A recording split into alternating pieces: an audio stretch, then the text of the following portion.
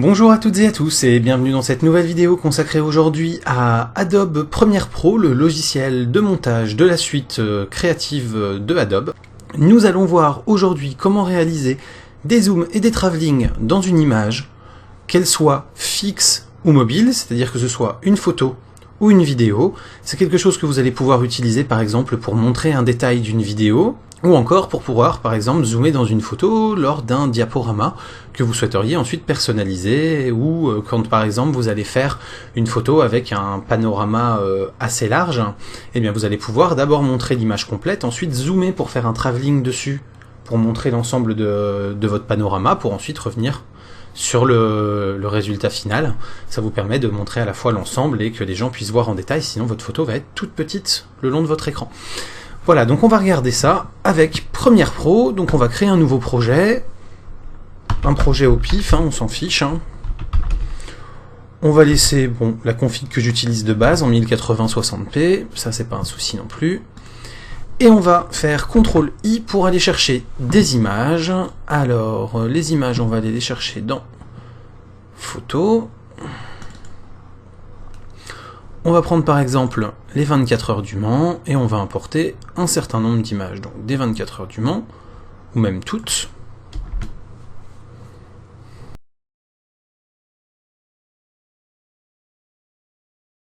Donc nos photos sont importées, l'intérêt c'est que là elles sont déjà toutes sélectionnées, donc si c'est pour faire un peu un diaporama comme ici, ça va être assez rapide, il suffit de toutes les mettre sur la ligne comme ceci, et on les a automatiquement à la suite, avec la durée de base, qui est donc autour de 5 secondes, ce qui est quand même assez pratique en soi, puisque ça va vous permettre en fait de réaliser très rapidement la dépose de vos photos sur votre flux vidéo pour réaliser votre diaporama.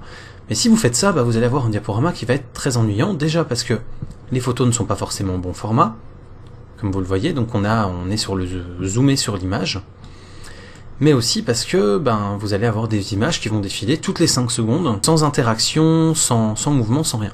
Donc déjà la première chose que vous pouvez faire, si vous souhaitez juste faire votre diaporama comme ça, c'est sélectionner toutes les images avec un CTRL-A, comme ça vous voyez, ça m'a tout sélectionné, faire un clic droit, et faire ajuster à la taille de l'image. L'ajuster à la taille de l'image va juste vous permettre d'avoir des images qui sont en bonne qualité, en bonne dimension. Donc là la qualité semble mauvaise, mais c'est parce que le rendering n'est pas fait, vous voyez, sinon c'est propre.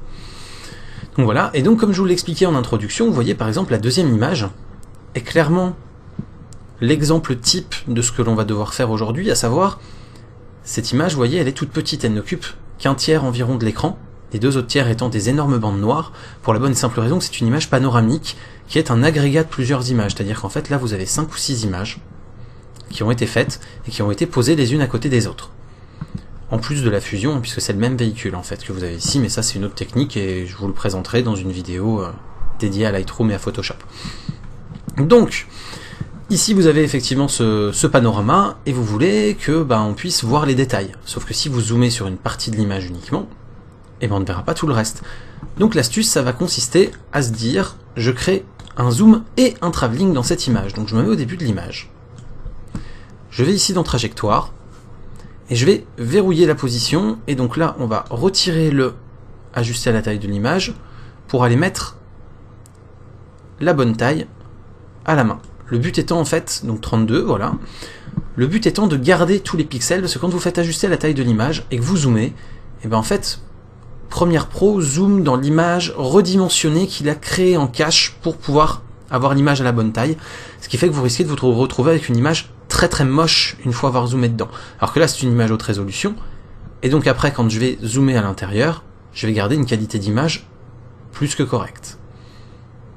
Donc, pour pouvoir faire le zoom, soit vous le mettez à la main et vous tâtonnez, comme ici, voilà, et puis après en fonction, vous adaptez en fonction du chiffre, soit vous maintenez votre clic dessus, vous voyez, vous avez des petites flèches autour du doigt, et en faisant glisser votre souris vers la droite ou vers la gauche, vous pouvez zoomer ou dézoomer. Ça a le mérite beaucoup plus rapide, ça a aussi le mérite d'être très imprécis. Il y a toujours un petit lag au démarrage en fait, c'est-à-dire que vous commencez à glisser votre souris et ça réagit pas, et quand ça réagit, des fois vous vous faites surprendre, donc moi, J'ai plutôt tendance à utiliser celui-là quand je veux faire un réglage grossier, mais à vraiment taper ma valeur à la main quand je veux faire un réglage précis. Donc, ici, on a verrouillé le 32 et on aussi, hop, voilà, pour dire l'image apparaît comme ça à son affichage. On va ensuite se déplacer très légèrement dans l'image, enfin dans la durée, et on va lui dire, une fois que ça fait un tout petit temps ici, donc, eh bien ce que tu vas faire, c'est que tu vas passer à une échelle qui va être de... Donc là, on va trouver l'échelle qui permet d'occuper à peu près tout l'écran, donc en gros, on va être autour de 73, 74 même. Voilà. Et tu vas me déplacer l'image sur la gauche pour aller à gauche, voir la partie gauche de l'image. Et là, vous allez la placer par exemple comme ceci. Voilà. Ensuite, on va se redéplacer encore un peu dans le temps, en allant presque à la fin de l'image, et on va lui dire, à ce point temporel précis, tu vas rester, donc on va réécrire 74 pour reverrouiller les 74% ici. Vous allez comprendre après pourquoi, je vous montrerai si j'avais pas fait ce point-là pourquoi. Et par contre, tu vas déplacer l'image sur la droite. Et en fait, là, vous lui donnez simplement les extrémités, c'est-à-dire, entre guillemets, c'est des images clés. On vous lui dit, à tel moment, ça doit être comme ça. Et ensuite, Premiere Pro va s'occuper de la transition. Et donc ensuite, vous allez finir avec l'image qui va revenir à son point de départ. Donc on avait dit 32, voilà, comme ceci, pour se réafficher. Et donc si on fait ça, et qu'on fait play, ça zoome, ça fait le travelling, et ça dézoome. Alors après, bien évidemment, dans ce type d'animation là, il faudrait prendre plus de temps, donc décaler les images qui sont après, pour prendre un petit peu plus que les 5 secondes de base d'affichage de l'image, puisque sinon là le travelling est vraiment très rapide et ça va être désagréable, on va pas pouvoir apprécier.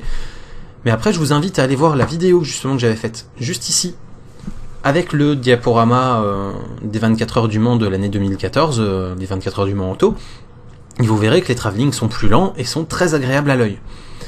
Et donc pourquoi est-ce que j'ai reverrouillé ici 74 alors que j'avais déjà un point 74 ici? Eh ben je vais vous montrer, c'est-à-dire que je vais supprimer le point.